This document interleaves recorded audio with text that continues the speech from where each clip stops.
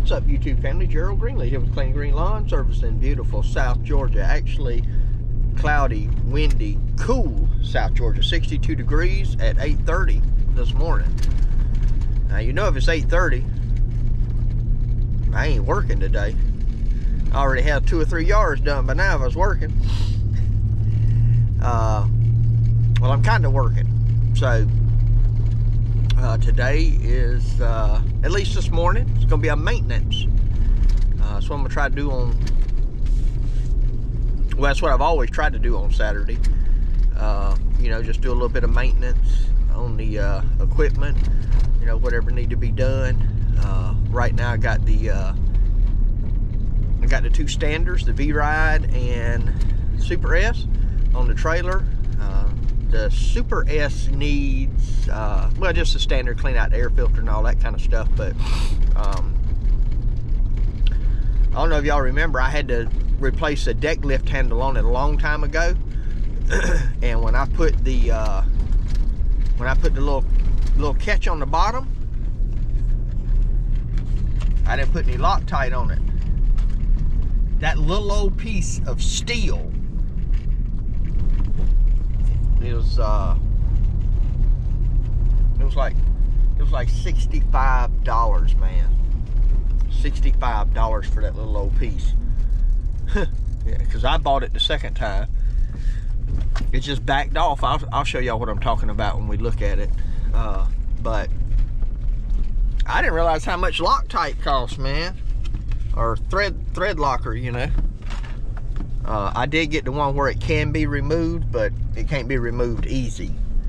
So, just in case I ever had to take that handle out for some reason.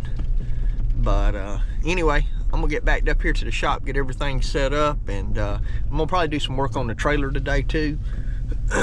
So, and it looks like it's gonna rain, but I'm gonna get my shop. I'm gonna get my shop where I can at least get the mowers in there, and I need to go ahead and clean this shop out and get all this stuff out of here, and you know, maybe just work out of here on my maintenance until I move. So anyway, that's what we got going on this morning, and I'll check back with y'all. All right, I got the line up in here now. If you remember, this broke. This rifle looking piece here, and right here you got a you know, the transport, I don't know what you call this little thing, but it screws onto those threads. See them threads? You just push down, pull back, let go, and it locks right there. And they warranted all that because this piece broke off in transport mode. It just broke it off. And also this piece broke loose from this. Okay, so anyway, they got a longer piece now, they got more wells on it, looks better quality. So I put it all back together. That was my first mistake. And here's the little piece you can see. Let me get it out the bag real quick. All right, there we go. See, it's just threaded, and it'll go in like this where it catches. When you pull it back, it's rounded, so it just rolls down. You don't have to push the button to put it in the stow position or transport position. And what I did is I put it on there, and I snugged it down, and then here's what happened. I turned it back so that would be like that. I don't know why I wanted to do that. I just wanted that either pointing this way or this way. Because I was thinking, inside of here, there's no way this can turn. It'll never come off. What I didn't account for is vibration. And in a couple of weeks, it was gone. $65. Okay? $65. Of course, that's obviously a machined part, so, but, you know, they make them, you know, I'm sure they make a bunch of them at one time. Anyway, that's what it cost me. So what I'm gonna do is I got some blue Loctite or blue thread lock, and I'm gonna put it on here, and I'm gonna screw this thing back on and get it fixed right. If you're ever doing one of these, all I did is got it started. And I put a screwdriver in the top.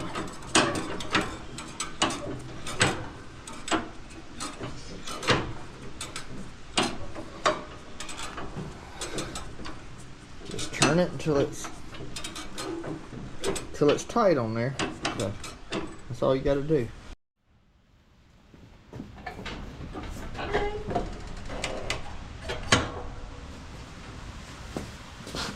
There we go. Locked in. You can see some Loctite. I don't know if y'all can see it coming out the bottom. Now, you can be $65 sure that after running it a while, I'm gonna check it. So anyway, that part number, if you got a Super S and you're looking for one, is 608062-4. 608062-4. There you go. And the next little project we got is this right here. Those are leaking. I see it looks like it's broke right there. I don't know if that one's leaking or not, but that one is, and I ordered some new ones. I never done this before. I know Josh did this on when he had that Quick Track. I think he had to do that when he replaced his fuel tank or something. But anyway, I got some new ones, and looks like probably to get that out, I'm gonna have to cut this wire tie here. But I want to see how that goes. Alright, all I did was pull this out. I didn't have to take the wire tie off. I took that old one off, and what you can see is the old one's broken to there. And I think what you do is you just run this back through here. And again, I'm not a mechanic. See how that's got the little barb on it? So I think once you push this through there, it kind of, yeah, it tightens it up. And there you go. What would happen is when you fill this thing up, fuel would come out here, come sloshing around. And obviously, you know, that's not good because it can get down on something. It's a fire hazard. I think it evaporate. You didn't get a ton of it, but you can see that up there. That's where it's gotten wet. And certainly you wouldn't want to get it on somebody's lawn. Now, I got the part number, and I don't remember where I ordered this from, but it comes up as, it has a Toro part number. Again, this is a Skag V-Ride 2, 61. So, and I think all the fuel tanks is probably going to have about the same thing on them, but, man, I'm missing a knob there. Huh. Dadgummit, man, there's always something. Always something. I need to put a nut or something on that before that bolt comes out. And order, I guess, another one of these little knobs.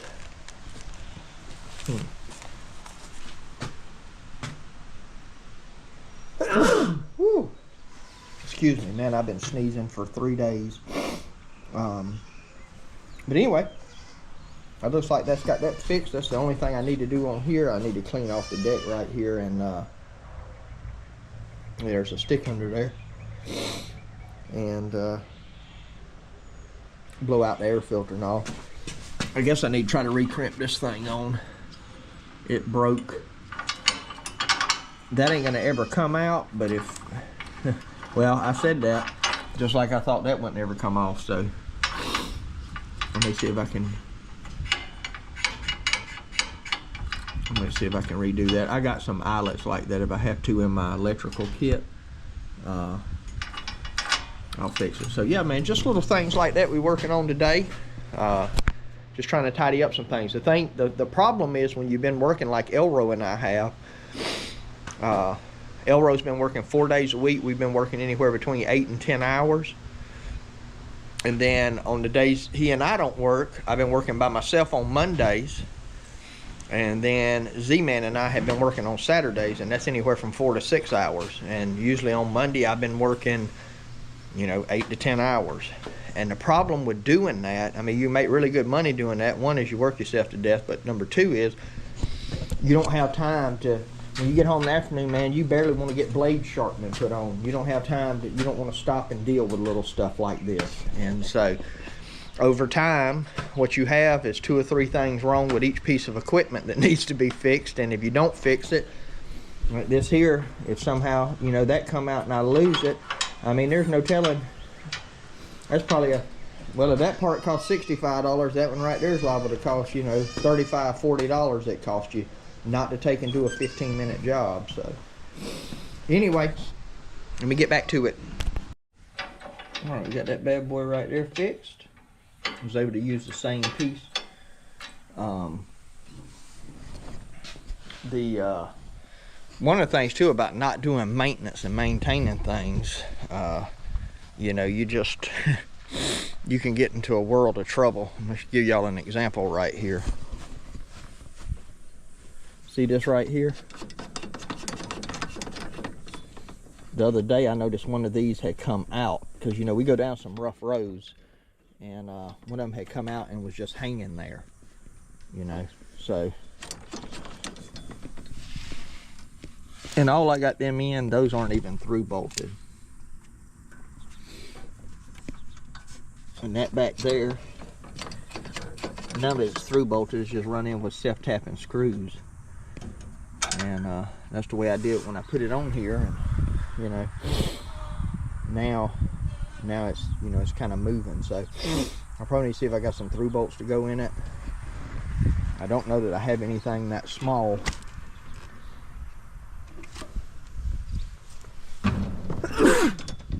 Ooh, excuse me. Tell y'all, man.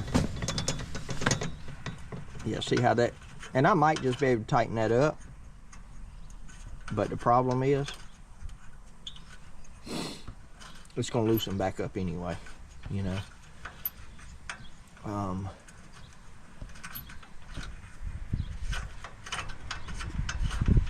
then of course this stuff actually needs to be bolted. I don't know if I have any bolts that size. I'll have to check and see, but see if I stiffen that up, that makes a big difference. So anyway, that's something I need to try to do here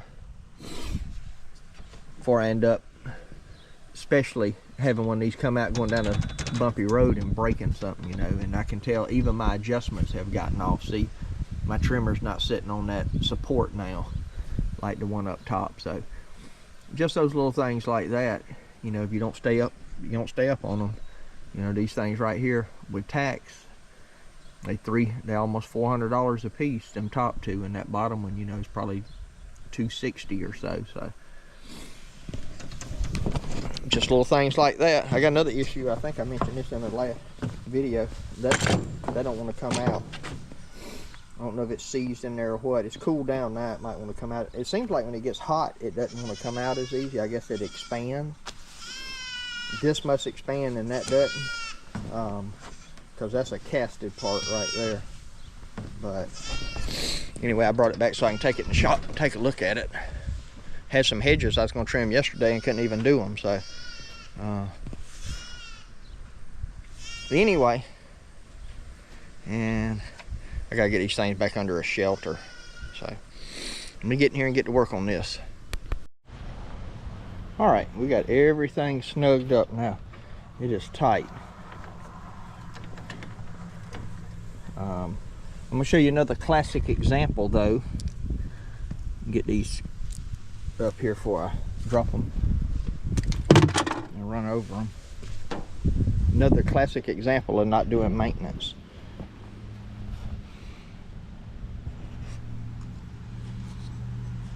See that?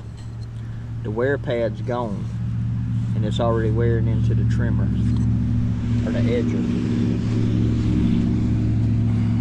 That's like a $10. Now the skid plate on these they're garbage. I'll just go ahead and say it. I don't like them. This is a homeowner edition. This is the Echo PE 225. I don't think I'll buy another one of these. I don't know if anybody else runs this. If you have trouble with this handle twisting, it'll twist one way, but the way it's done in there, it won't twist back the other way. So you have to take it apart and straighten it back out. And it really has to do with the way we use it. If I were just edging houses and stuff, you know, 5-10 minutes here and there, it'd be one thing. But the way I carry it at the college is I lift it up and I kind of put my arm under it, and it makes my hand kind of twist. And so just with the vibration and that pressure against it, is when it most commonly does that. So every once in a while I just loosen it up. I'll probably loosen it up and fix that, because I'm going to attempt to put a new little skid plate on it. Half of my bolts about gone, so I've almost waited too long, and I'm sure I could get another whole head for it, but you know, there's no telling what that'd cost. So I got a new plate. Somebody's done lost my handle off of that. I'm surprised ain't nobody tore that off yet. Remember, I did this temporary. That's getting loose. I did this temporary with the intent of taking that and having it bent, and I never have done that. So another one of those maintenance things. So anyway, let me I'm gonna show you this part real quick. All right, so this is the little skid plate. If you got it, that's the part number there.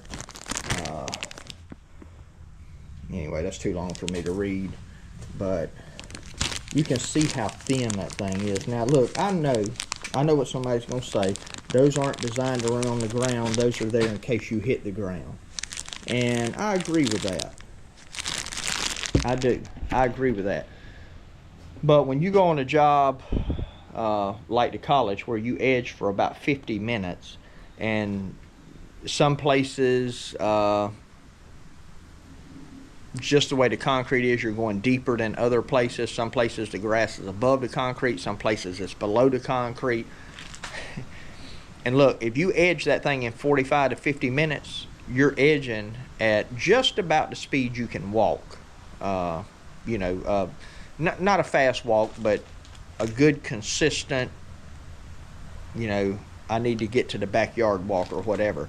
And so that thing's going up and down, and it's hitting. We usually we almost go, I put a new blade on every time we go to the college. I put it like that. I start with a new one, and it probably wears down inch and a half off each end or something. So, you know, we're not trying to be careful with this. And on the edger head that I have that goes on the Shendawa, which is the same as the 262, which is the same as the 2620 power head, that thing, I don't have it here, it's on the other trailer, but that thing is thick. It is thick.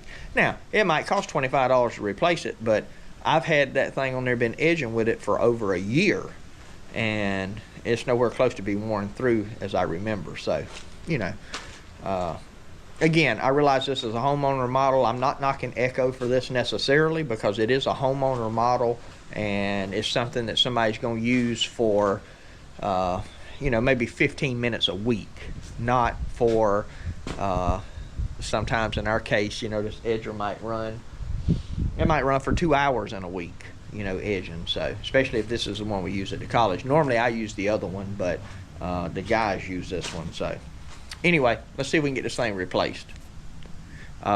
Just real quick, I guess I'll show you this. The only thing to replacing it is taking off this bolt and this bolt nut, and you can see that nut's half gone, so I'm gonna have to try to find something else to go in there, I guess. Anyway, probably brake coming off, so there we go. Actually, it's worse than I thought. I hope y'all can see this. That's not where the other one went. It went down here, and that piece is worn completely through. That's pretty hard plastic. What I'm gonna do is I'm gonna drill through here, and I don't know if you can see that. I see it better there. Yeah, that right there is where the bolt went. See where that? So what I'm gonna do is I'm gonna drill through. That's pretty hard plastic. I'm just gonna drill through and put another bolt through it. I'll probably have to take the grinder and cut that off. Well, yeah, look how much it's worn down. I mean, it always had a gap in here, but probably only half that. So let's get the drill out and see what we can do. All right, there we go. I broke the first bolt. I got greedy with it, with the impact.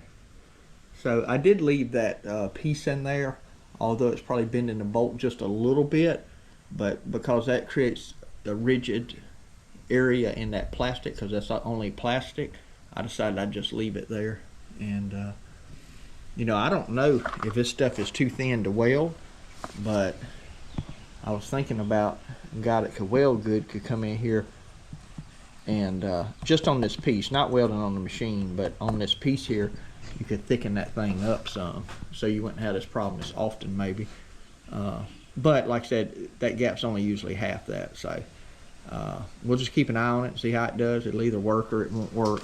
Again, I think I'm gonna get I think I'm gonna get me a 2620 edger,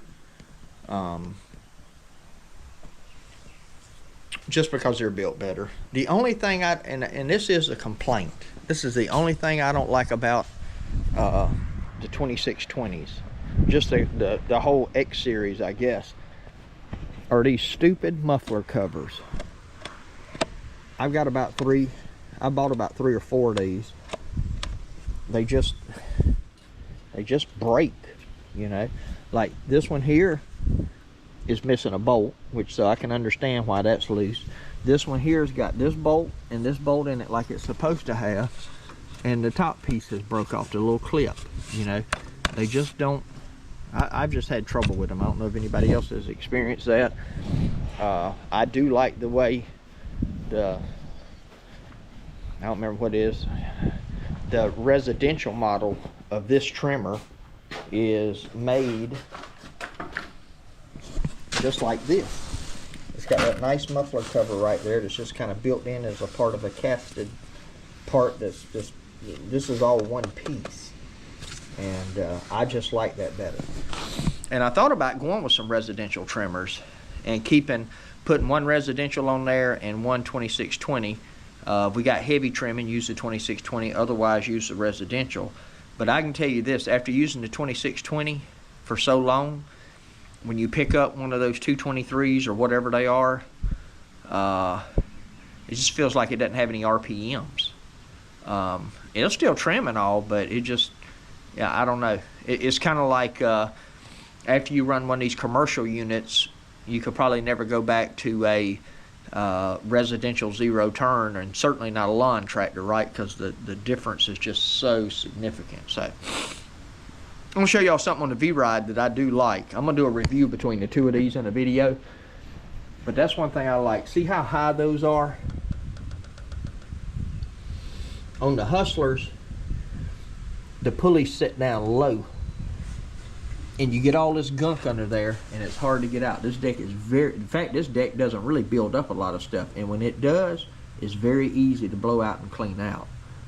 So that is certainly a plus on the Skag. So, all right, let me see if I can get this handle swapped around. All right, I had to completely tear apart that 262. I don't know, something ain't right. Obviously, with the edger head sticking on it. That dealer that I bought that from, he closes. I should have looked at that first thing this morning. I could have took it over there, but anyway, it's about to rain, and that's okay. That's no problem. Not cutting today. We can stand some good rain. So we that's it for the maintenance on the equipment. Now I do have blades loaded up in the back of the truck because I can do that in the shop when it's raining. Which most stuff I could do in the shop. That's why I brought everything up here, or up to the house.